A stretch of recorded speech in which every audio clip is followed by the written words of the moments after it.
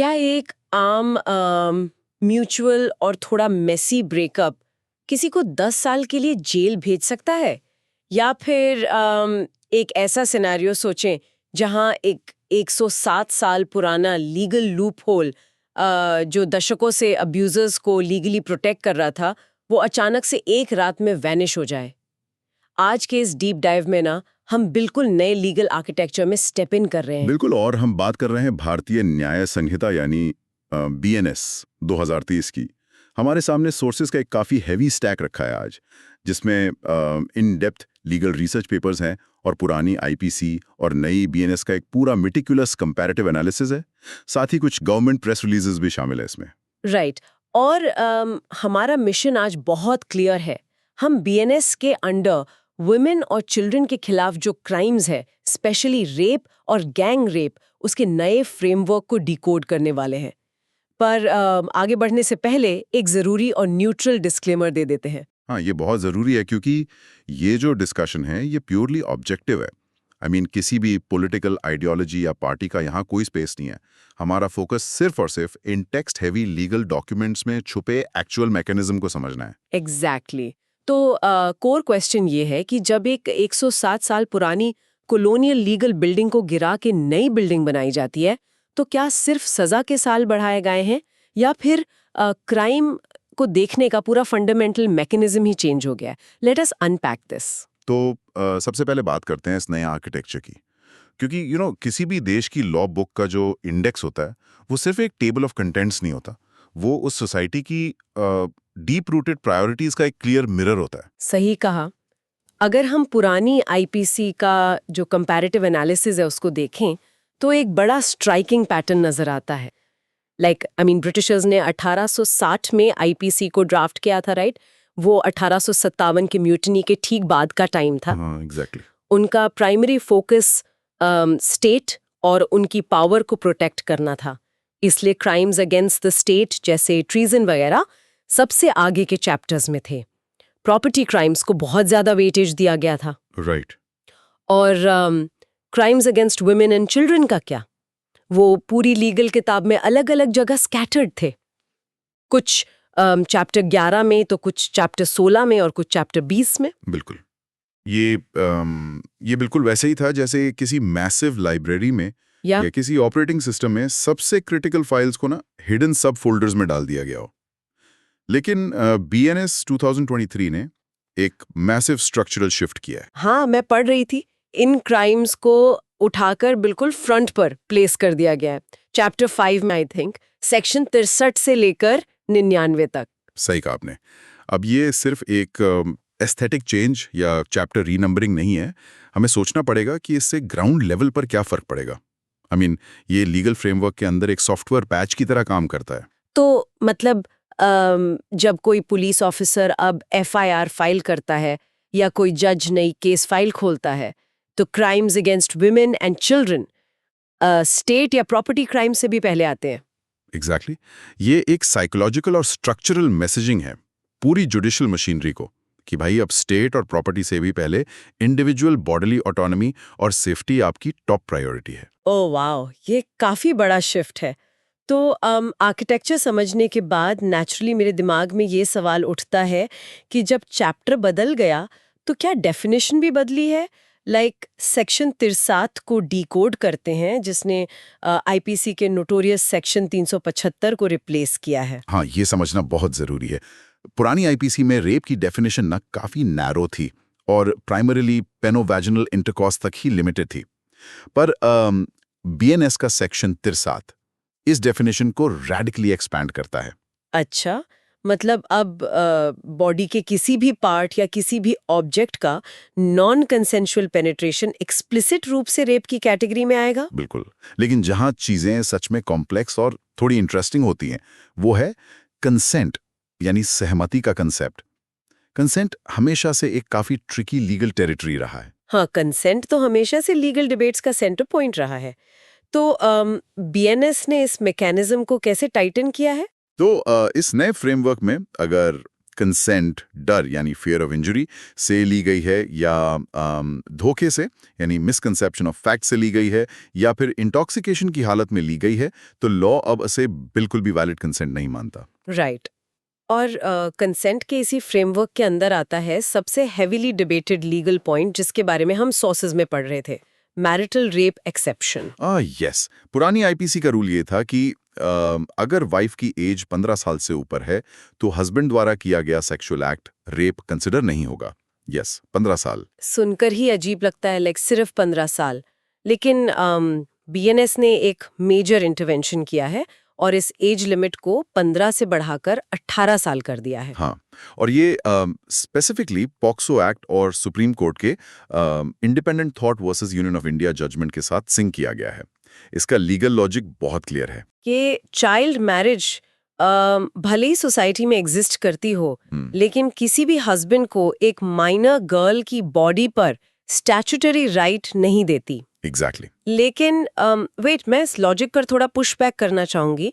जब हम legal research papers का क्रिटिकल एनालिसिस पढ़ते हैं तो वहां एक मैसिव कॉन्ट्रडिक्शन हाईलाइट होता है। हाँ, वो कॉन्ट्रडिक्शन क्या है? I mean, देखो, एक तरफ तो स्टेट लॉ को पूरा ओवरहॉल कर रहा है ना, विमेन सेफ्टी को चैप्टर 5 में सबसे ऊपर रख रहा है, लेकिन दूसरी तरफ जैसे ही एक मैरिड औरत 18 साल की होती है तो क्या उसकी बॉडीली ऑटोनॉमी अचानक से इवेपोरेट हो जाती है? ये बहुत ही वैलिड पॉइंट है। लॉ इफेक्टिवली ये कह रहा है कि 18 साल के बाद मैरिज के अंदर non consensual act legally rape नहीं है। राइट। ये तो एक ग्लेयरिंग लीगल वैक्यूम और ग्रे एरिया क्रिएट करता है। हमारी रिसर्च सोर्सेज एक्सप्लिसिटली ये पॉइंट आउट करते हैं कि जब तक अडल्ट वुमेन के लिए मैरिटल रेप क्रिमिनलाइज नहीं होता तब तक कंसेंट का जो फाउंडेशनल लॉजिक है वो इनकम्प्लीट ही रहता है। सही बात है। ये सिर्फ एक स्टैट्यूटरी अपडेट है, कोई टोटल रिफॉर्म नहीं हुआ है यहाँ पर। बिल्कुल।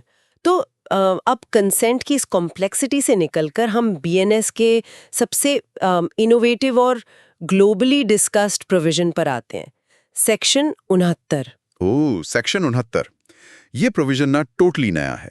इसका मैंडेट ये है कि अगर कोई व्यक्ति शादी, एम्प्लॉयमेंट या प्रमोशन का झूठा वादा करके या अपनी आइडेंटिटी छुपाकर सेक्सुअल इंटरकॉर्स करता है तो ये एक स्पेसिफिक क्राइम है और इसकी सजा 10 साल तक की इम्प्रिजनमेंट है। 10 साल, दैट इज ह्यूज।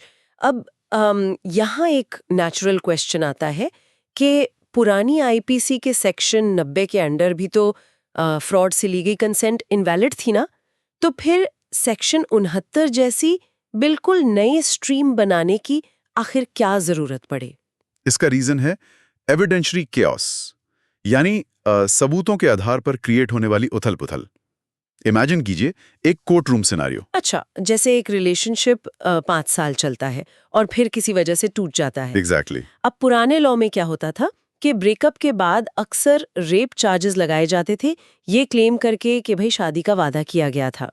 एक जज के लिए ये डिटर्मिन करना नियर इम्पॉसिबल था कि 5 साल पहले क्या उस इंसान के दिमाग में एक्चुअली ओरिजिनली फ्रॉड करने का इंटेंशन था, जिसे लीगली फ्रॉडुलेंट इंटेंट कहते हैं, या फिर ये सिर्फ एक म्यूचुअल रिलेशनशिप थी जो आगे चल के वर्कआउट नहीं कर पाई, यानी एक आम मेसी ब्रेकअप है ना? बिल्कुल सही पकड़ा आपने। सेक्शन 69 एग्जैक्टली इसी केओस को फिक्स करता है। ये सुप्रीम कोर्ट के प्रमोद सूर्यभान पवार के इसको प्रेसिडेंट को ना एक्ट में डायरेक्टली कोडिफाई कर देता है। तो बेसिकली एक फॉल्स प्रॉमिस और एक फेल्ड प्रॉमिस में अब एक मैसिव लीगल डिफरेंस होगा। सही बात है। सेक्शन 69 स्पेसिफिकली डिसीटफुल मीन्स को टारगेट करता है। ये प्रोविजन ना एक डबल एज स्वॉर्ड की तरह काम करता है। ओ आई सी। एक तरफ ये उन वल्नरेबल लोगों को प्रोटेक्ट करता है जिन्हें जॉब या फॉल्स आइडेंटिटी का झांसा देकर एक्चुअली एक्सप्लॉइट किया जाता है। हाँ, और दूसरी तरफ ये परफेक्टली क्लियरली डिफाइन करता है कि कंसेंशुअल लॉन्ग टर्म रिलेशनशिप्स जो बाय चांस शादी तक नहीं पहुंच पाती, उन्हें ऑटोमेटिकली रेप्ड ब्रैकेट में नहीं रखा जा सकता। मतलब इससे इनोसेंट लोगों को फॉल्स वेपनाइजेशन ऑफ लॉ से बचाने का एक क्लियर मैकेनिज्म क्रिएट होता है। That makes sense. बिल्कुल। अब जब डेफिनेशंस क्लियर हो ही गई हैं तो देखते हैं कि सजा का जो मैकेनिज्म है वो कैसे अपग्रेड हुआ है। यहाँ ना बीएनएस एक बहुत ही आयरन फिस्ट अप्रोच लेता है, स्पेशली माइनर विक्टिम्स के केस में। हाँ, मैं देख रही थी सोर्सेज में कि लॉ ने पनिशमेंट्स को कंप्लीटली ग्रेडेड कर दिया है। जैसे normal cases of rape section 64 में 10 साल से लेकर लाइफ इम्प्रिजनमेंट तक की सजा है। राइट, लेकिन गैंग रेप यानी सेक्शन 70 के अंडर जो लीगल मैट्रिक्स चेंज हुआ है ना, वो अनप्रेसिडेंटेड है। पुरानी आईपीसी में एज के अलग अलग स्लैब्स थे। हाँ, जैसे 16 साल से कम और 12 साल से कम की विक्टिम्स के लिए अलग अलग सजा होती थी, जिसकी वजह से आई थिंक कोर्ट रूम में विक्टिम की एग्जैक्ट एज प्रूव करने में कई महीने लग जाते थे। एग्जैक्टली वही प्रॉब्लम थी। पर बीएनएस सेक्शन 70 सबसेक्शन 2 ने इन आर्बिट्रेरी एज स्लैब्स को डिस्ट्रॉय कर दिया है। अब रूल बहुत सिंपल और बहुत स्ट्रिक्ट है। क्या रूल है अब? अगर विक्टिम की एज 18 साल से कम है और वहां गैंग रेप हुआ है, तो जुडिशियल डिस्क्रेशन जज की लीनियंसी का स्कोप प्रैक्टिकली खत्म कर दिया गया है। यहाँ सिर्फ 2 पनिशमेंट्स अवेलेबल है। ओके, सिर्फ 2। वो क्या है? पहली रिमाइंडर ऑफ नेचुरल लाइफ के लिए इम्प्रिजनमेंट, और ध्यान दीजिए ये वो स्टैंडर्ड 14 साल वाला आजीवन कारावास नहीं है। रिमाइंडर ऑफ नेचुरल लाइफ मतलब कॉन्विक्ट का पूरा बचा हुआ बायोलॉजिकल जीवन जेल की सलाखों के पीछे ही गुजरेगा। बिल्कुल। He will practically only leave the prison in a coffin, ये उसका मीनिंग है। और दूसरा ऑप्शन है सीधे डेथ पेनल्टी। ओह वाओ, सीधे डेथ पेनल्टी। और अगर कोई रिपीट ऑफेंडर है तो? सोर्सेज में मेंशन था कि सेक्शन 71 के अंडर उसके लिए भी यही एब्सोल्यूट पनिशमेंट्स एप्लीकेबल हैं। हाँ, ये काफी चिलिंग वार्निंग है परपेट्रेटर्स के लिए। हमारे सोर्सेज कंसिस्टेंटली ना निर्भया केस के लेगेसी इम्पैक्ट को हाईलाइट करते हैं।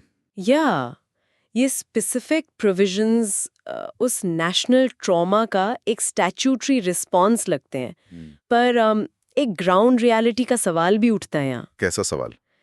देखिए, पेपर पर डेथ पेनल्टी लिख देना आसान है ना? पर अगर एक विक्टिम पुलिस स्टेशन आने से डरती है या क्रॉस एग्जामिनेशन के ट्रॉमा से टूटकर कोर्ट में हॉस्टाइल विटनेस बन जाती है, तो वो लॉ टोटली यूजलेस हो जाता है। आपने एक बहुत ही कलिंदवी सच्चाई बोली है। I mean procedure is the punishment, ये हमारे सिस्टम में अक्सर कहा जाता है।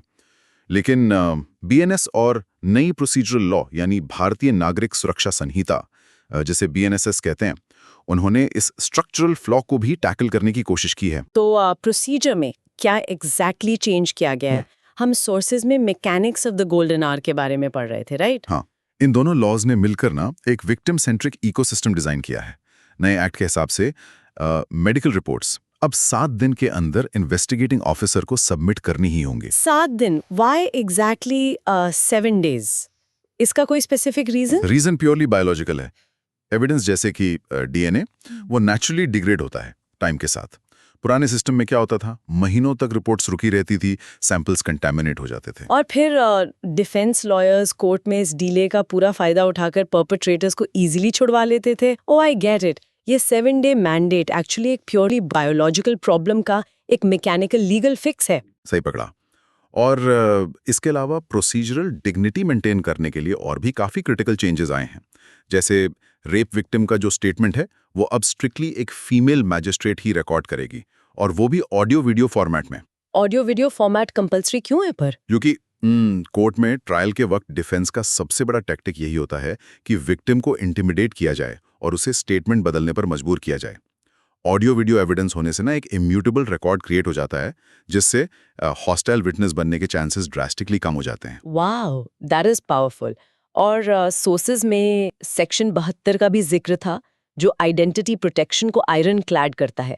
अगर मीडिया, पुलिस या कोई भी इंडिविजुअल बिना परमिशन विक्टिम की आइडेंटिटी लीक करता है तो उसे मिनिमम 2 साल की जेल होगी। बिल्कुल। और इसी नए इकोसिस्टम को कंप्लीट करता है फ्री मेडिकल ट्रीटमेंट का मैंडेट। अब से किसी भी हॉस्पिटल में, चाहे वो प्राइवेट हो या गवर्नमेंट, वहां सर्वाइवर को इमीडिएट फ्री फर्स्ट एड देना एब्सोल्युटली मैंडेटरी है। ये सब कुछ मिलकर लॉ को सिर्फ प्यूनिटिव नहीं बल्कि काफी रेस्टोरेटिव बनाते हैं, ताकि at least criminal justice system victim के लिए ना एक सेकंड ट्रॉमा बनकर न रह जाए। सही बात है। तो इस एंटायर आर्किटेक्चर पर आकर हमारा मेजर टेक अवे क्या निकला? मैं बताऊं तो बीएनएस 2023 ने अनडाउटेडली क्राइम्स अगेंस्ट वुमेन को सेंटर स्टेज पर ला दिया है।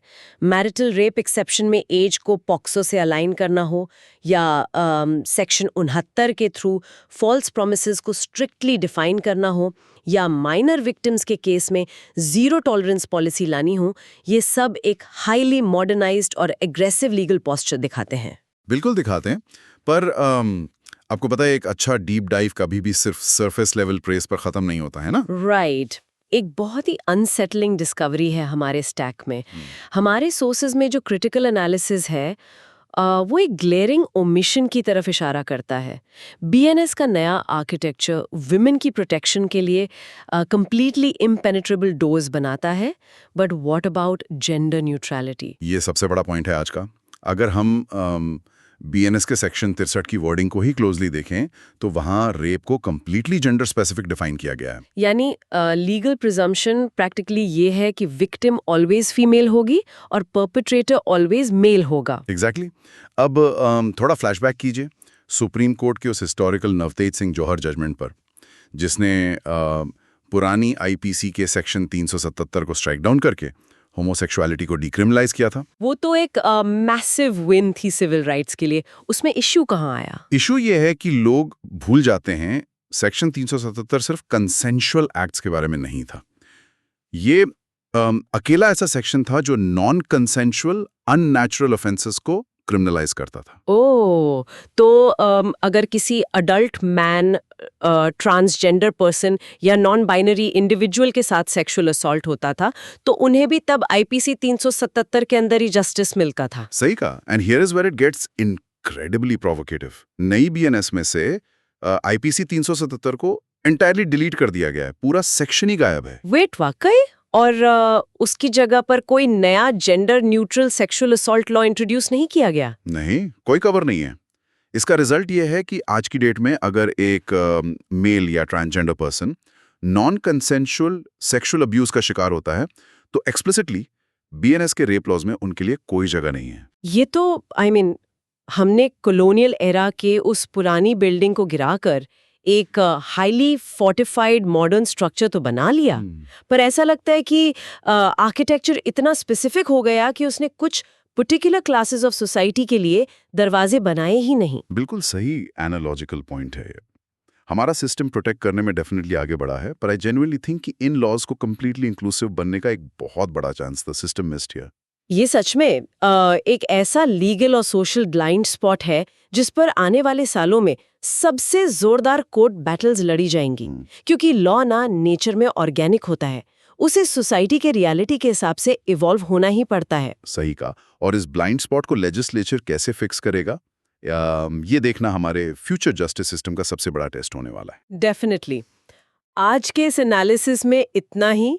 जब तक कि नए प्रेसिडेंट्स और नए आर्ग्यूमेंट्स फॉर्म होते हैं, तब तक ओरिजिनल लॉज को एनालाइज करते रहिए और सबसे इम्पोर्टेंट बात, उन सवालों को ज़रूर पूछिए जिन पर यूजुअली डिबेट बिल्कुल शांत हो जाती है।